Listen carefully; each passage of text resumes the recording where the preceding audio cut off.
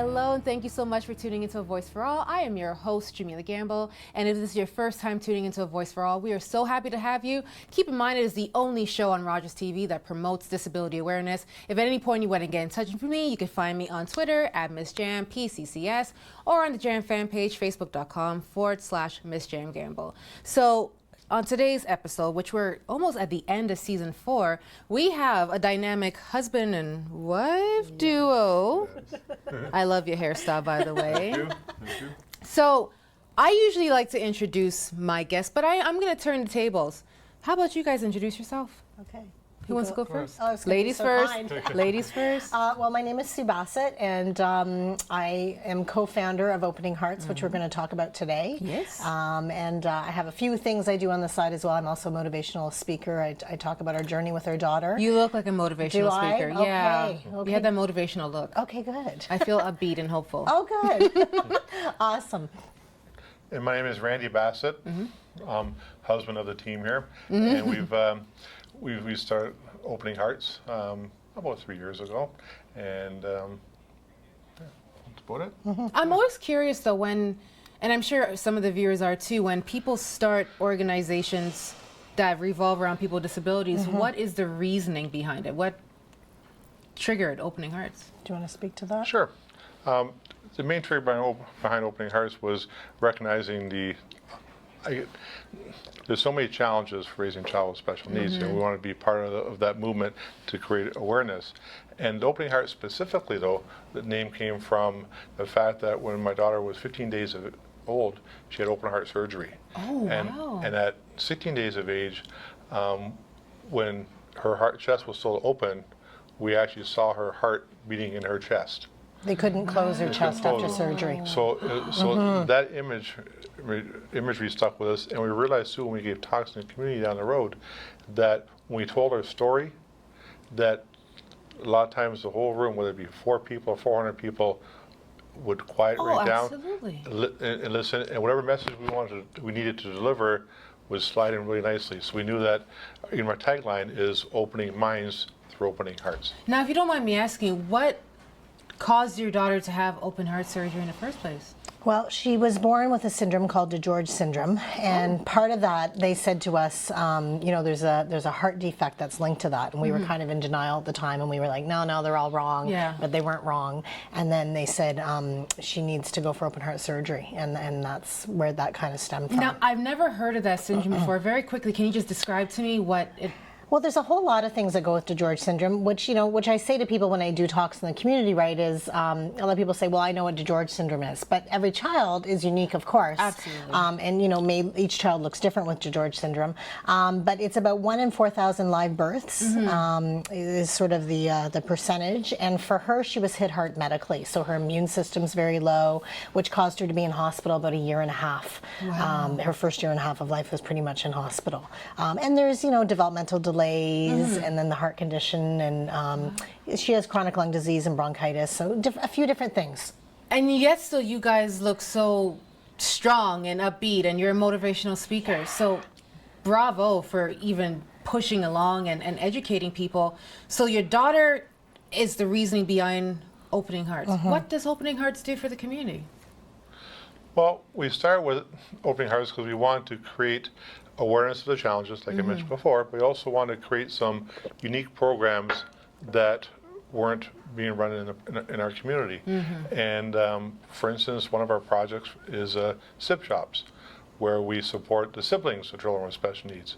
Some of the siblings are sometimes forgotten members of the family, and we found that was a void within the community that we felt very comfortable filling. I firmly believe that. I've seen it so many times that, and in some cases you see that the sibling who's often forgotten, they're demonstrating certain behaviors, and then everyone's quick to diagnose them when really it's just a child who's needing attention. Absolutely, absolutely. Well, there was one time when my son, I come home from Sunday school with him, and when I went to pick him up from Sunday school, the Sunday school teacher looked a little bit worn out, and he got timed out twice. Oh. In Sunday school. I don't know how you get timed out once, much less twice. I do it about 4 times when I'm at school, so. There you go.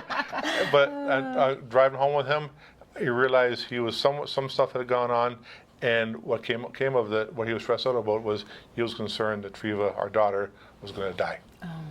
So this is what was laying heavy on him. So these are the kind of things, the normal sibling issues go on, but there's extra stuff to go on as well too. Yeah. Okay, so you have this great SIB program, which seriously, we need every organization that supports people with disabilities, they should have a family or a SIB program. What else does Opening Hearts do? Well, we do something called Hope Totes. So after we'd spent so much time in the hospital, obviously there's a financial impact on families. Yes. There's many other things that families need. The group the board of directors and our team had come up with this idea, and they're canvas totes that have various toiletries in them, notepads with pens, so when the doctor comes in, families can take notes. Earplugs for sleeping at night. So not only did we have that experience, we pulled other families that were in the hospital and saying, what do you need the most? And as well, there's some gift cards in there to help families financially through the process. Just as you said that, it reminded me of a student at my school who actually passed away a few weeks ago. Oh, sorry. And being in that situation, you see how much the family needs every ounce of support, including financial support. So you guys creating these bags, that's like feeling like you have family there with you. Just gives them a little hope. That's the name, right? So last year we produced 12 that we gave off to the hospital, McMaster Children's Hospital in Hamilton. This year our goal is to produce like 20, 25 plus, and just to get those I love out. this goal, but with this goal comes donations. So how do you guys even manage to keep running?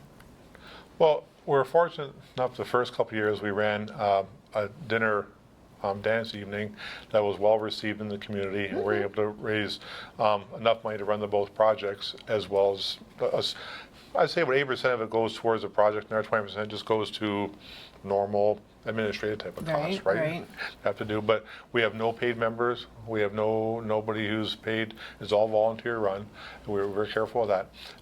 This year we're trying some smaller events, and then next year we have a big event that's in the works. And we call it an evening with the stars, and the stars are the community, the children, the families, and it's been very well received. So next year we'll be doing that. We already have people saying, when's your big event going to happen? Well, once you start creating a name for yourself, and I always find it's the grassroots organizations that are doing such impactful things in the community, and they're getting a dime, to their name. So of course, when you start doing these things, families want to know. Yes. Hey guys, Absolutely. Randy, what's next? Right? And we do have some sponsors as well.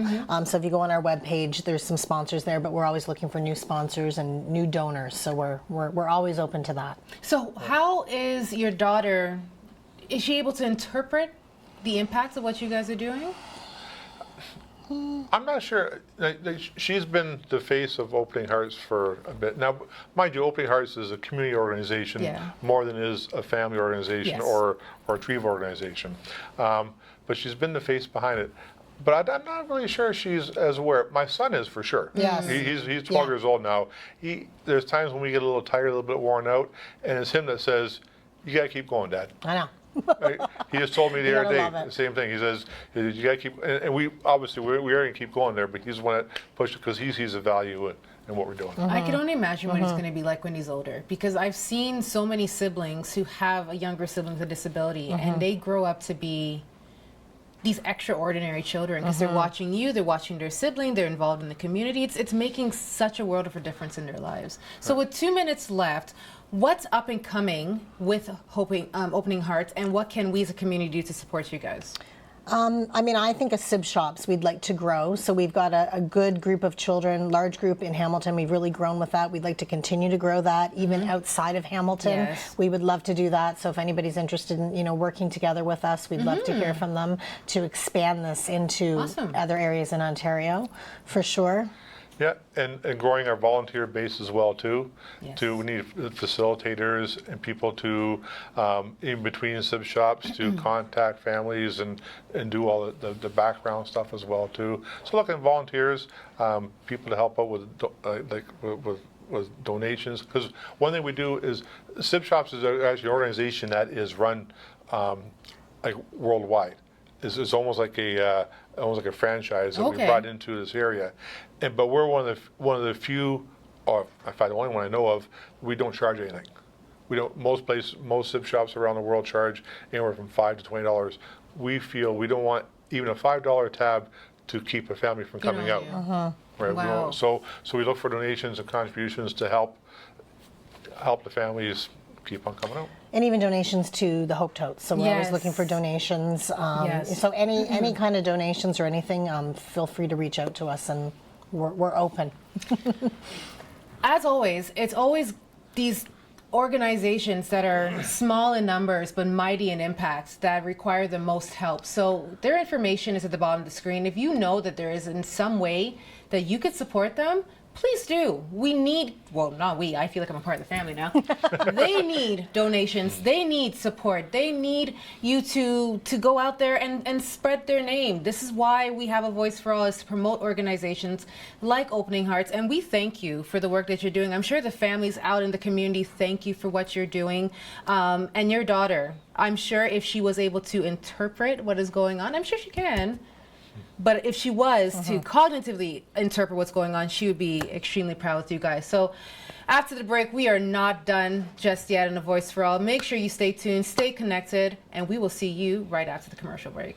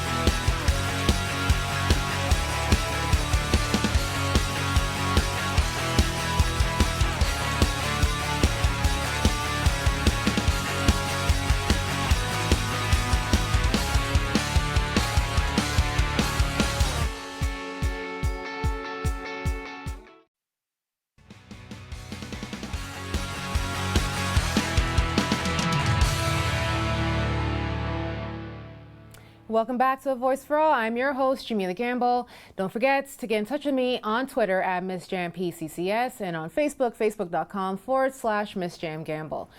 We're kind of switching things up on this segment of A Voice for All because normally we talk about, different disabilities, whether it's Down syndrome or autism or cerebral palsy.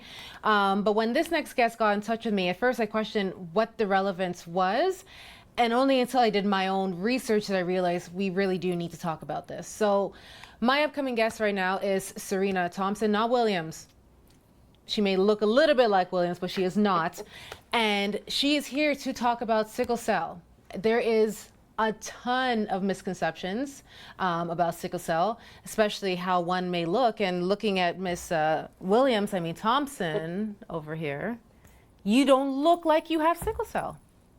So educate us, because when we spoke, I told you I don't know anything about sickle cell. The only thing I know is that it's only for Black people, apparently, and you told me that is wrong. Right. Okay, so spill it. What are the misconceptions that people have? Well, thank you for having me here, Jamila.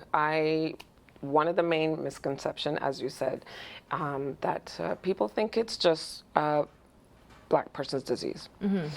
And it's genetic. It's a genetic disorder. So anybody can have it. And the way that,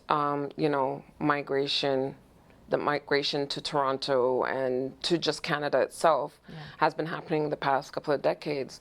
Eventually, later down the road, you are going to see someone of Caucasian descent with sickle cell anemia. Wow. So right now, we know that a lot of people have the trait. They're walking around with the trait and don't even know. When is it diagnosed, out of curiosity? Well, I was diagnosed in the States. I was born in the States, so they recognized right away that they should test me for sickle cell. But here in Canada, it wasn't mandatory till about 6 years ago. It was added to the newborn screening. Really? Yes. What took so long? well, nobody advocated for it until Miss Lily Johnson, who's the founder of the Sickle Cell Association of Ontario, got together with a few other people and demanded, the government to include it in Ontario. So a lot of provinces are starting to adopt the newborn screening process for sickle cell disease, but a lot of people are walking around actually don't know they actually have the disease, or absolutely do not know that they have the trait. And usually they find out if either if, when they're pregnant, Yes, or they're about to have surgery. so for those who don't know that they carry the trait, what are the symptoms that they may experience that may lead them to go get checked and discovered?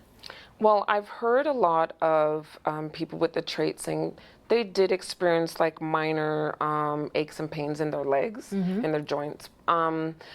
But a lot of doctors do say that most carriers do not experience symptoms. So you do So not it's almost know. like a silent.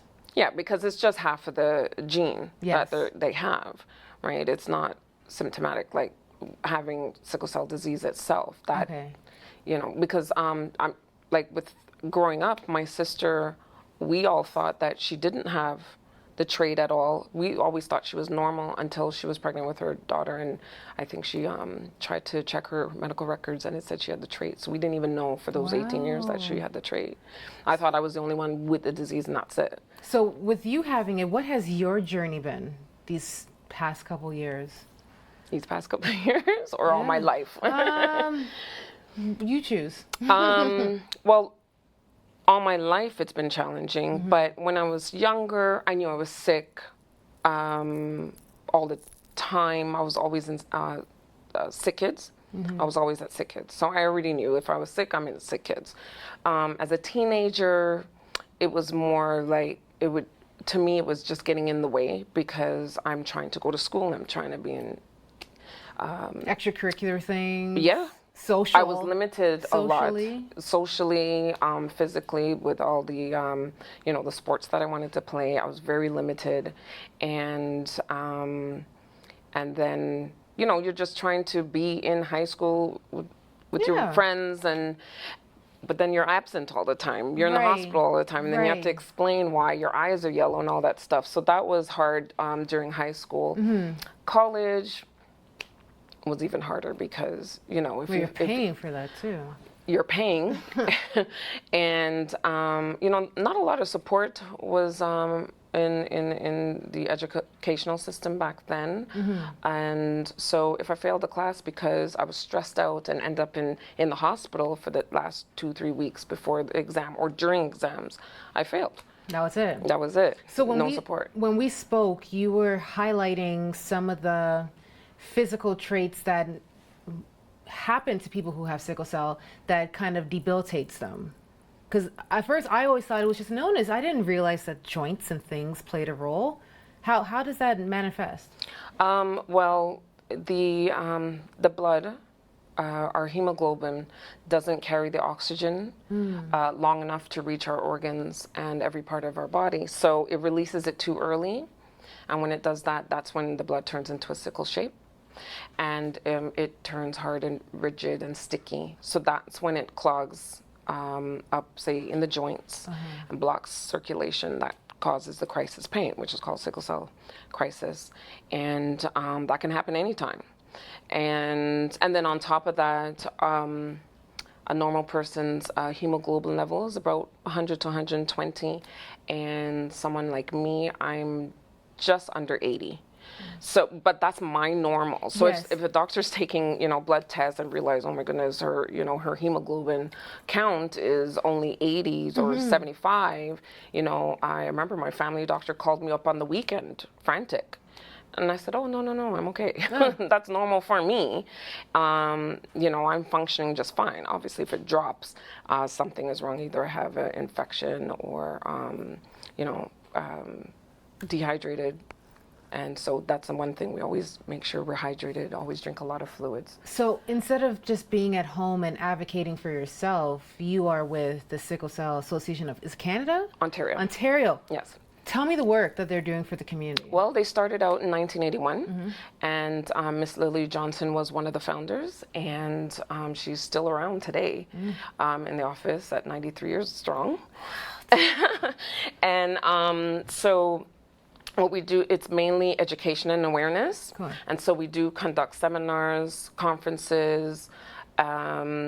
We do assist families in counseling. And You tell me that there's services that you guys provide now, like physio and or is that massage therapy? Well, that is through Taibu Community Health Okay. Center, which is the first African descent community health center in the heart of Malvern. Okay. So we're partnered with them because that's where we started our support group.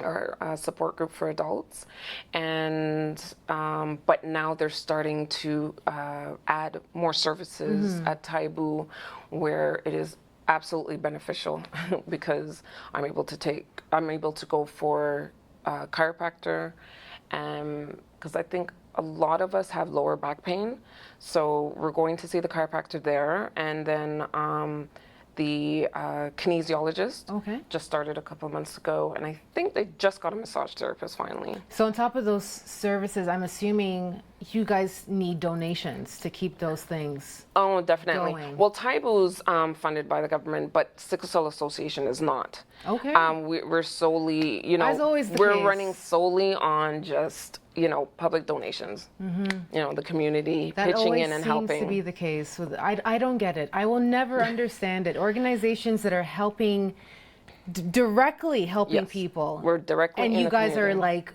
praying that money comes your way. Yeah. Well, information is at the bottom of the screen. Again, I am asking you guys, my viewers, if you are able to donate. If you have a relative who has sickle cell, and guess what? It's not only Black people, in case you didn't know that. It's other people. Donate, get connected, try to find out you can help. You guys said you need volunteers? Oh, we definitely need volunteers You all the need time because we volunteers? have events, like we have our fundraising brunch in October. We have our September Sickle Cell Month. So we always have a conference then. We just missed World Sickle Cell Day. Yes, I call that. So, we always need volunteers. Just, it's very hard to run an organization with a small amount of board members and then barely any volunteers involved. But, and we know the teenagers out there need their hours. So all they have to do is call us up and say they want to volunteer. We have a lot of stuff coming up. Like, we always join other events. Yes. Festivals during the summer, so it'd be great if some can come out with us and be with us at our info table and meet people that come up and ask questions and stuff like that. Everything, again, is at the bottom of the screen. Volunteers, they need you. Donations, they need you. Awareness, they need you. And again, if you're encountering people who have this misconception that it's only affecting one group of people, be that person to start the chain of effect and correct them. I am so glad that A Voice for All was able to give a small platform to Serena and the cause that she's promoting. Thank you so much for being on A Voice for All. And again, I've learned something new, and hopefully you have. Again, if you need to get in touch with me, Miss Jam PCCS, facebook.com/Miss Jam Gamble. This has been another fantastic episode of A Voice for All. I will catch you guys next week. I really hope that you guys learned something on this episode. Take care.